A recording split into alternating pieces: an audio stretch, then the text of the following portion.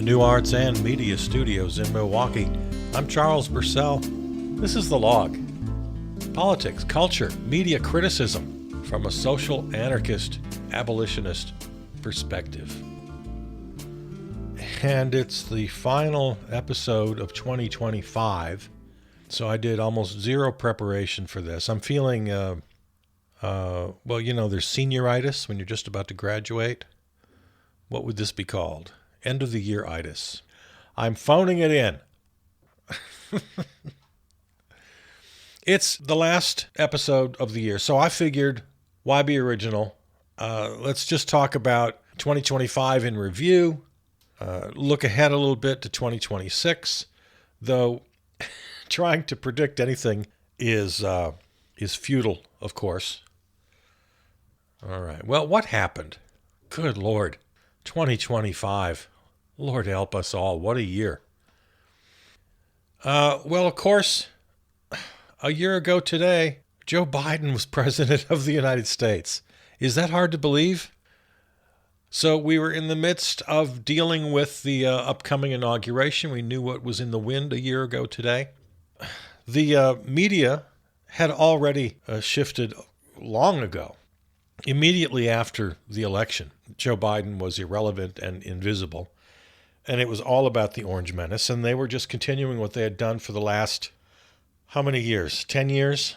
Where they just know that covering the Orange Menace is like printing money. So even before the fascist Miller-Vogt regime, with the orange meat puppet out in front in the spotlight, even before they corrupted the government, the media, well, they corrupted the government too, they corrupted everything. But my line of thought here is, even before they totally corrupted media, they had already de facto corrupted media, just because covering the Orange Menace means viewers, means ad revenues, it means clicks. Yeah, they sold their souls long ago. Which is why, of course, we have to take money entirely out of politics and entirely out of media. All of media, all of it, not some of it, all of it, needs to be publicly funded or independent, completely free from corporate dollars. All of media. The whole world needs to be free of corporate dollars, but let's start with media. We'd be getting a whole different picture of the world. And this is one of my biggest concerns. I don't think most of us have a clue as to what's going on because of the media we consume. So let me be guilty of that very thing here. Talk about some of the stories that they covered and that we followed breathlessly. Well, of course, we got the inauguration. They moved it inside. They claimed because it was cold outside. But they knew damn well because the crowds would have been sparse, to say the least, and they didn't want that on camera. So they moved the inauguration inside. One of the more shocking moments to begin the new administration was the lineup of all the oligarchs, the billionaire oligarchs, the tech titans, the tech bros, just lined up right there, down in front, in the seats of honor, like they were the damn Supreme Court, Zuckerberg and Musk and the rest of them. So an early warning sign as if we needed it.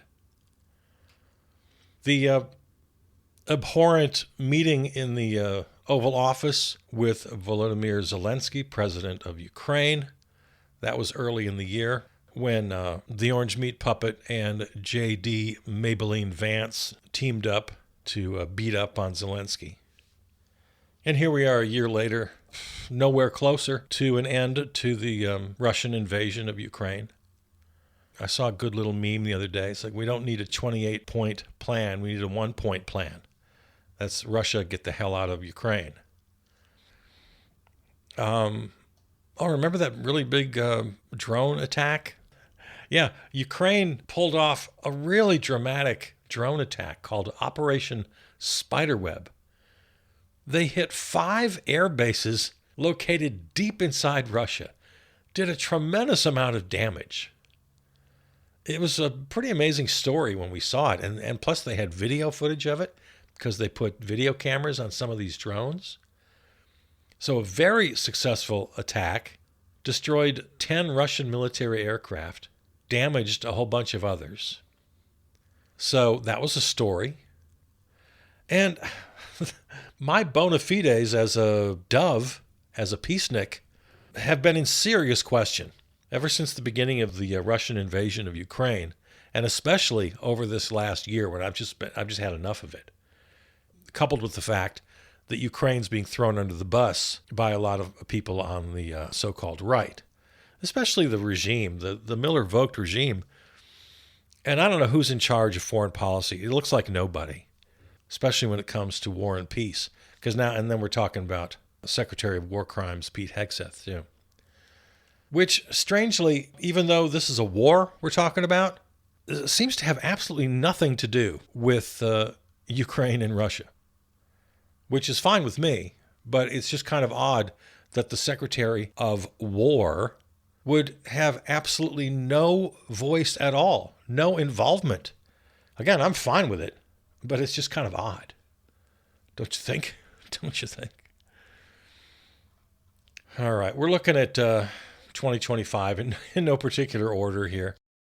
Let's see what else happened this year. Oh, well, the Pope died. That happens every couple of years.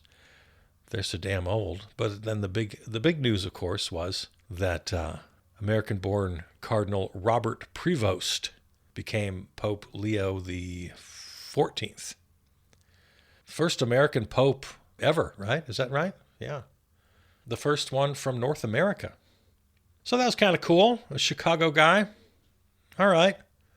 It doesn't change the fact that the Catholic Church is a depraved institution. But this guy seems to be pretty cool, relatively speaking. Makes a lot of people very happy. I tend to sit back and not say too much when I see literally millions of people smiling and in tears of happiness. It's like, well, who am I to rain on your parade? I can keep my mouth shut for a minute. So have your fun. You got your Pope. Okay, all right. Wasn't it just last year? What was the movie called? Conclave? Yeah, Conclave. It came out in 2024. So not technically in our 2025 review today. But it was just very shortly before Pope Francis died in April. So that was kind of good timing. A lot of us saw Conclave, which was a pretty good movie. And so those of us who saw Conclave knew a lot more about the process. All right, reviewing 2025. The two astronauts stuck in space for months and months finally returned home in March. They were in the space station for 286 days. They were only supposed to be up there for a week. Yeah, that was their mission, to go up for a week. Due to technical issues, still reasons I have no way of understanding. I don't know. I don't know why it took 286 days for them to come home. I guess, according to reports, they were never in any real danger. But I don't know. Maybe they just told us that. But, okay. They're home. Of course, we could go for hours talking about the Miller-Vogt regime in their first year. Elon Musk and his dodgy boys cost American taxpayers a whole bunch of money while claiming to save $180 billion. And to this day, we don't know exactly how they did it, but it's pretty clear that they installed surveillance systems all ready for Palantir to come in. That's the story that maybe in 2026 we'll get some clarity on. I don't have any hope for it. But we've had almost zero real details or investigative reporting about exactly what the dodgy boys did within the bowels of the American government bureaucracy.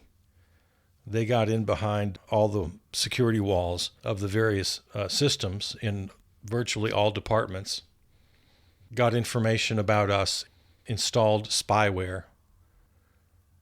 Yeah, where we're going, and this is speculation on my part, but I feel pretty confident in this opinion. That's what the next several years are going to be about. Either A, the fascists are successful in their mission to create a communist Chinese-style surveillance state, or independent watchdogs and investigators are able to uncover, reveal, and defeat these systems. I'm not confident about that. I tend to think, and again, this is entirely speculation. I want you to know I'm copping to that right now. Pure speculation. What I think is going to happen is that the front facing of MAGA is going to crumble. And that's going to make everyone else think that, oh, everything's fine again. But everything behind that front facing is still very much in place, waiting for the next fascist regime to resurface, or even operating behind the scenes while some kindly benevolent establishment democratic, capital D democratic government takes over for a little while. But all of that nefarious spyware and secret government contracts and Palantir and all of it continues. That's my speculation. I'm not optimistic about where this country's going at all. And Dodgy was the first shot over the bow for that new world. And I'm very concerned. Now, what else happened? Well, it's just about a year ago that we had the terrible wildfires in Los Angeles that riveted the nation for a couple weeks. Again, I'm not going in any particular order right now. Just recently here, 19 countries restricted or banned from entering the USA at the order of the Miller-Vogт regime. And of course, we know what kind of nations, people of color, exclusively. What did they use? Used a couple of things as an excuse, one being the Afghan refugee who shot a couple of National Guard troops in Washington. There may have been one or two other incidents that they used as their excuse, because they've always got an excuse. I find no reason to be optimistic about those sorts of policies either. Even if and when MAGA loses control of the narrative, when Democrats in Washington find themselves with a little more respect, a little more power, when some of the Republicans in Washington break away from the regime, everybody's going to take this as great news. I don't see it changing anything of any substance. As I said, the nefarious Palantir surveillance state will continue. The decimation of entire agencies and the federal workforce, nothing's going to happen to alleviate those problems in the next 12 months. And there's no reason to believe that immigration policy and things like banning whole nations, 19, 20, 30 at a time, no reason to think that even the best news will make any sort of meaningful difference in any of those areas. So I don't mean to be pessimistic, but tell me I'm wrong. Tell me why I'm wrong. I don't see it. We distance ourselves further and further from any sort of international agreements, the International Criminal Court, The Hague. There was just a vote recently where the United States was the sole vote against the ICC. Usually it's the U.S. and Israel. Sometimes it's the U.S., Israel, and Russia, while the rest of the world agrees on something or other on an international level. We are always the outlier in these international bodies. Just a reminder that whenever the Orange Meat Puppet claims to have solved 8 or 9 or 10 wars, I mean, you know that's a ridiculous lie. The one I think that got the most headlines was Democratic Republic of the Congo and Rwanda, because the leaders of those two countries did in fact come together, and they did have talks under the guidance of the United States regime. There are pictures of Marco Rubio and the two leaders shaking hands. It looked all sort of real. It never was. The leaders can smile and shake hands all day long and pose for pictures. It didn't stop fighting on the ground, and there have just been recently some pretty deadly attacks. So that continues. So, yeah, if you're somebody who doesn't really follow the news that closely, please know that the claims of peacemaking are all complete and utter lies. Los Angeles not only had the big headline fires, they also had the summer protests. Federal troops were deployed, made for lots of dramatic footage for the news. So the news media was very happy about that. And they played it up big, made it look a lot worse than it was. It happened all in maybe a 1 or 2 block area of sprawling Los Angeles, hundreds of square miles. And they made it look like the entire city was on fire. And of course, the orange meat puppet, that was one of his favorite things to say. Well, without our federal troops, the entire city would be on fire. So just another case, and this is pretty much for every story, for every day.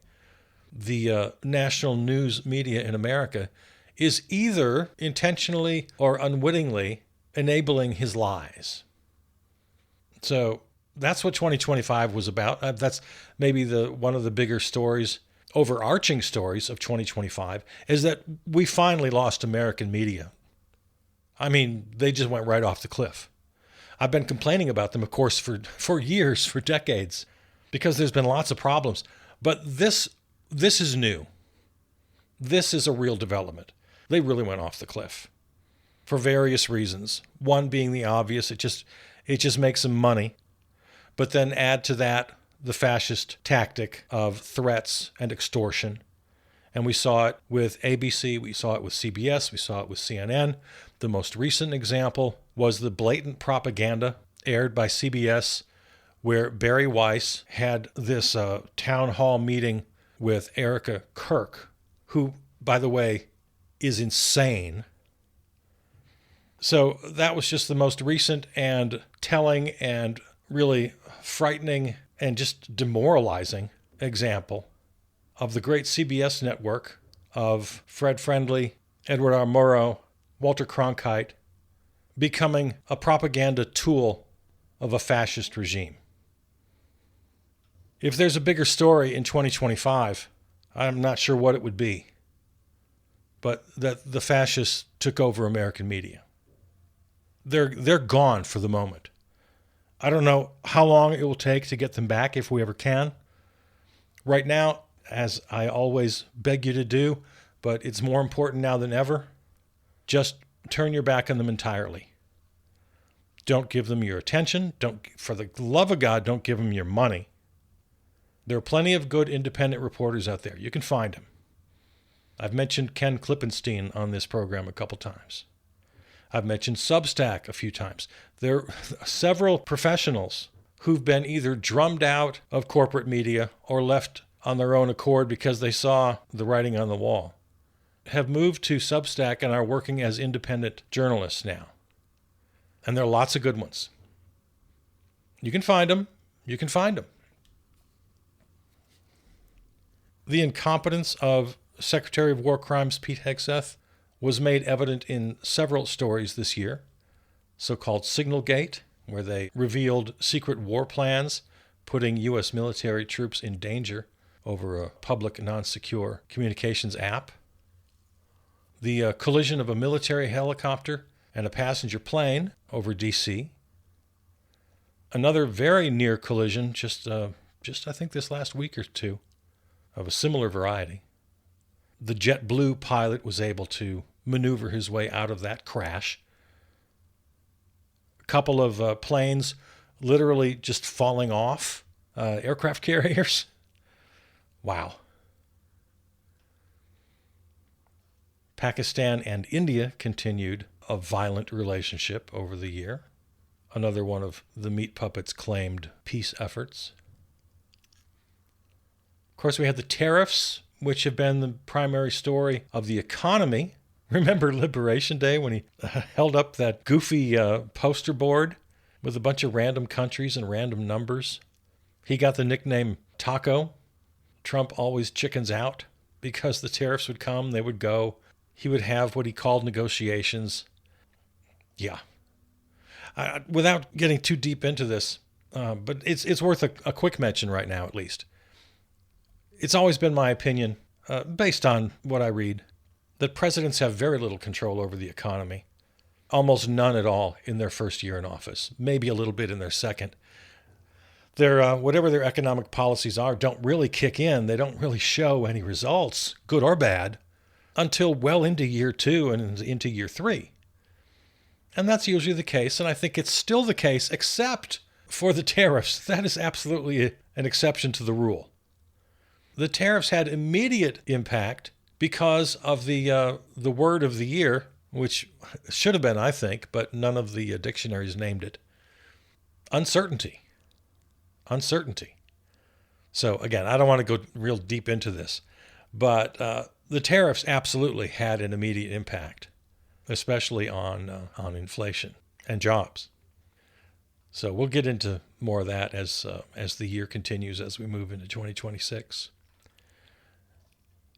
So a pretty bad year. There are 1,000 stories I didn't get to. It just could go on and on. Looking ahead to 2026, I've mentioned a couple of ideas. I think the main thing we have to worry about or be on guard about, well, number one, we have to keep the pressure up. And this is just a recurring theme on this program. Do not take your foot off the pedal. We have to continue to hit the streets. Oh, that's something I didn't mention in the 2025 review. Of course, we had hundreds, thousands of different street demonstrations, which is fantastic. People out on the streets going face to face with the ICE agents and their illegal raids against their neighbors. That's fantastic. There are, I think, 3 big events, the No Kings and the Hands Off, and then whatever they called the last one, where millions of people went out on simultaneously on particular days. So that's good. So the main thing for 2026 is to not let up. We have to keep that up. We have to keep pressuring our representatives, both in your state house and in Washington, because they do still respond to pressure. That's one thing that remains. That's the best news I can give you. The regime is doing everything they can to make your voice powerless, irrelevant. They have not succeeded yet in that. Also coming up in 2026 is the FIFA World Cup, which I still have a hard time believing is still happening. I can't believe that America is hosting. But as we've seen, FIFA and their goofy little made-up prize they gave to the orange meat puppet, FIFA is corrupt, so I get it. But it's just hard to imagine people coming from all around the world to America, where dozens of countries are banned, where Homeland Security, CBP, ICE agents are taking people out of TSA lines. They're just grabbing people off the street, taking them out of airports, taking them out of churches, schools, courtrooms, where they're there for legal proceedings. Yeah, talk about an overarching story. There's another one. 3 or 4 main overarching stories of 2025. And one of them, of course, is we now live in a show me your papers police state. Somali Americans living in Minneapolis have reported that they have to carry now their passports ready to show American Gestapo agents who aren't even accepting driver's licenses. They're not accepting any kind of an ID. They're taking American citizens, naturalized citizens, legal immigrants. They're abducting them off the street, roughing them up, putting them in detention, putting them in horrid conditions, keeping them for hours, days, weeks at a time. And all people of color, all around the nation, now live in the show me your papers police state. I think another story that's going to become more and more in our consciousness in 2026 is data centers. I know here in my neighborhood, there have been a couple of proposed data centers, not far from where I live, in small towns that have been either denied by the people, which is great. There's another one, I forget where, but they're going through it right now, and they're meeting Amazon or whoever it is, meeting a lot of resistance. So I happened to see a map the other day of all the newer, existing, or proposed data centers, and there weren't any in Wisconsin. There were a couple that already exist, but there are no more proposed or ready to build data centers in Wisconsin. We've pushed back. But there are hundreds, thousands, I forget the count, all over the country, and mostly in these small towns. And they're all going through the same thing. And there's a lot of pushback. And I think it's going to be a huge story in 2026 on how that goes. And of course, with the increased use of AI, that's what these data centers are for. They use a ton of energy, of electricity, of clean water. They need millions of gallons of clean water. They spike energy prices on everybody in the community. So it's a big deal. It's a very big deal. People who know a lot more about this than I do are watching the AI bubble to see if that's going to burst. So I think 2026 is going to be, if 2025 was all about AI finally sort of turning the corner and everybody, it's a part of our lives now every day. And it's certainly a subject of conversation as to how far it's going to take us. It's going to take all of our jobs, or it's going to kill us, or, it's going to save us, whatever it's going to do. AI has become an increasingly big story over the last 3 years. And I think that trend only continues in 2026.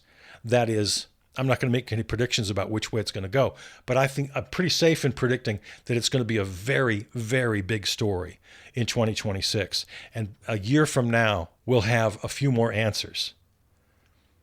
And part of that story is going to be the controversy of data centers in a town near you. So that was a little look back at 2025, at least what we had time for. A look ahead for 2026. And I'll leave you with this final warning. I guess I've already said it a couple times, but it's worth ending with this. You're going to see so much news, and you're going to read so many op-eds and so many stories about how MAGA is crumbling and the Democratic Party in Washington is on the rise and how they're going to win the midterms, which of course happens at the end of 2026 in November. And I need you to understand, 99% of what you hear, maybe 100% of what you hear from corporate media is going to be largely worthless.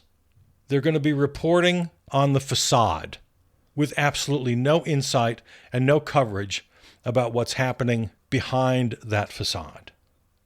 And that is the entrenchment, the permanent embeddedness of regime policies, of fascist policies that decimate institutions, that incorporate the power of the oligarchs, the surveillance police state, incorporate the racism, the misogyny, incorporate anti-labor, facilitate the continuing theft of trillions of dollars going from all of us to the top 1%.